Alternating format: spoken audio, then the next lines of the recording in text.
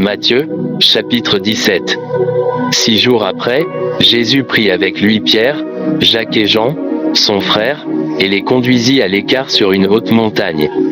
Il fut transfiguré devant eux, son visage resplendit comme le soleil, et ses vêtements devinrent d'une blancheur éclatante.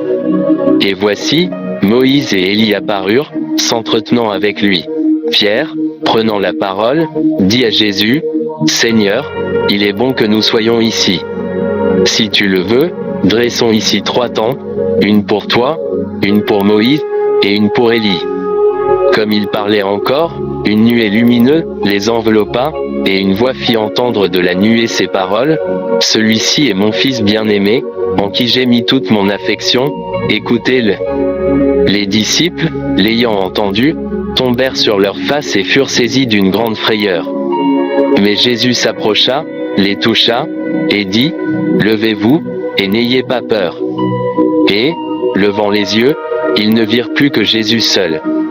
Comme ils descendaient de la montagne, Jésus leur commanda, en leur disant, « Ne racontez à personne la vision, jusqu'à ce que le Fils de l'homme soit ressuscité des morts. » Ses disciples lui posèrent cette question, « Pourquoi donc les scribes disent-ils qu'Élie doit venir premièrement ?»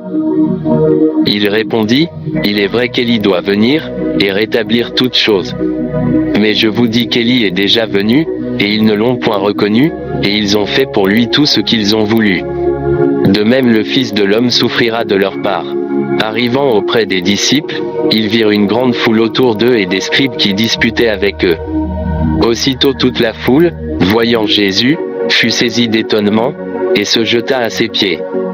Un homme de la foule prit la parole et dit, « Maître, j'ai amené mon fils, qui est lunatique et qui souffre cruellement, il tombe souvent dans le feu et dans l'eau. Je l'ai présenté à tes disciples, et ils n'ont pas pu le guérir. » Jésus répondit, « Génération incrédule et perverse. Jusqu'à quand serai-je avec vous?